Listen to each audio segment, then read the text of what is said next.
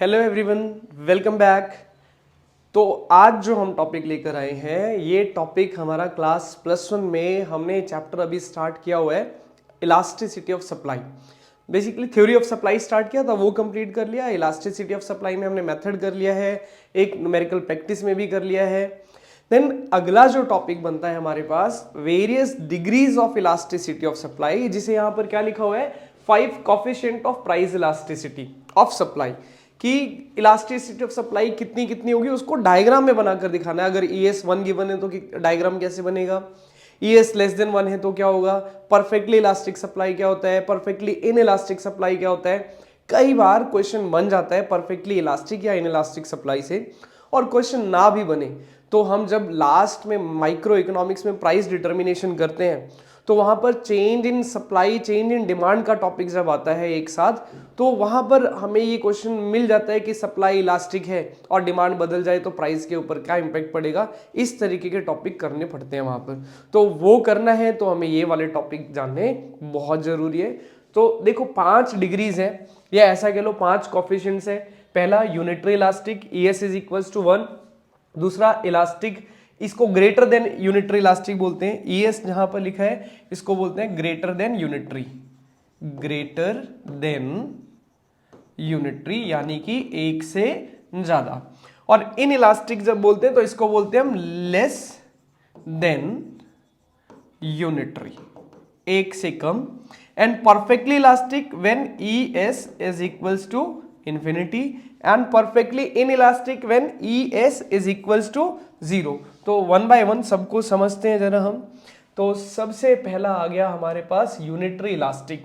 देखो unitary elastic supply क्या है, it is a situation where there is equal proportionate change in supply due to change in price. कहने का मतलब जितना प्राइस चेंज हुआ सप्लाई भी उसी प्रोपोर्शन में उतना ही चेंज हो गया। ये देखो एग्जांपल के लिए, प्राइस 100, क्वांटिटी सप्लाइड 20, प्राइस 120, यानी कि प्राइस कितना चेंज हुआ 20%, और हमारी सप्लाई भी 20% चेंज हुई है। दैट इज दोनों में इक्वल चेंज आया है। तो उस सिचुएशन में हमारा इलास्टिसिटी ऑफ सप्लाई जो रहता है वो क्या रहता है, 1 रहता है। और जब आपका इलास्टिसिटी ऑफ सप्लाई 1 होगा, आपने आंखें बंद करके ओरिजिन से सप्लाई कर्व ड्रॉ कर देना है, आपका यूनिटरी इलास्टिक सप्लाई कर्व बन जाएगा।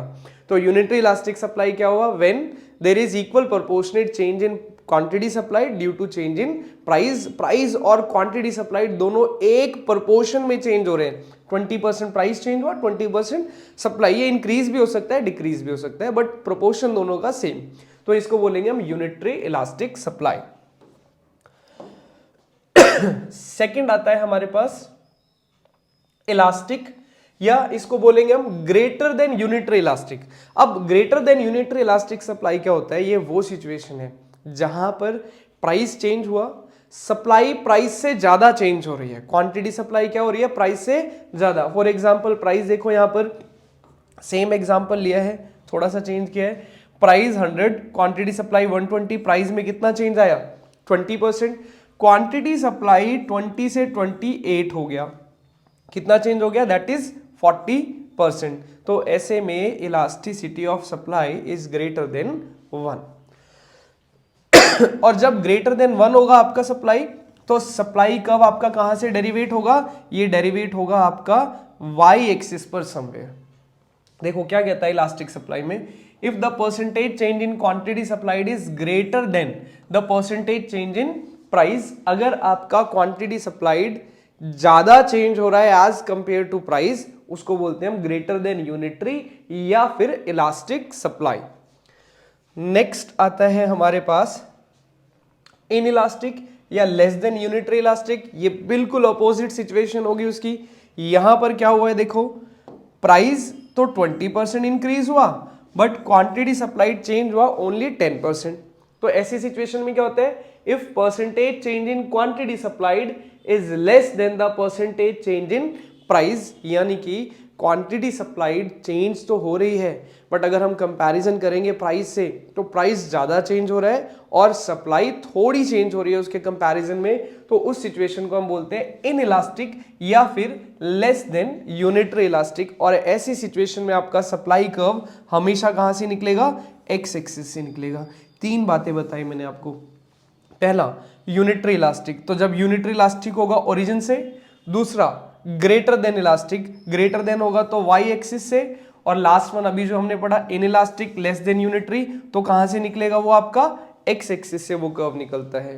तो ये 3 डिग्रीज हो गई हमारे पास। जो इंपॉर्टेंट डिग्रीज है वो ये है हमारे पास, जिसमें पहला आ रहा है perfectly inelastic. Perfectly inelastic supply ऐसी सिचुएशन है where there is no change in quantity supplied of change in price, कि भैया प्राइस तो बदल रहा है बट क्वांटिटी सप्लाई पर कोई फर्क नहीं पड़ा। देखो प्राइस 100 से 120 हो गया but quantity supplied is still 20, मतलब क्वांटिटी में कोई चेंज नहीं आया, प्राइस चाहे बढ़ गया चाहे घट गया। इस सिचुएशन को बोलते हैं परफेक्टली इन इलास्टिक सप्लाई। देखो if supply does not change at all in response to given change in price, it is called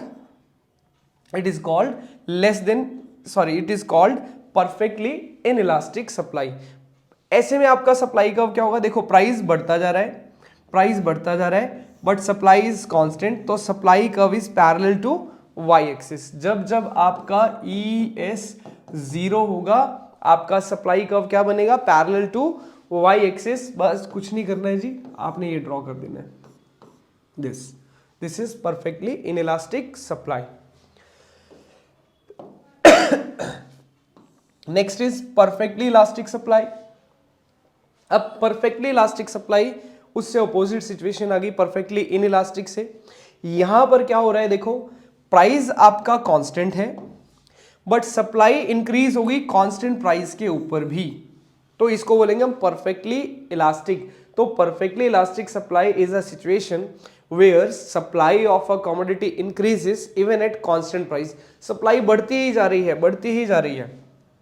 ये वाई एक्सिस है आपका, ये एक्स एक्सिस है आपका, और ये रेड वाली लाइन आपका सप्लाई कर्व है जिसे मैंने एस दिया।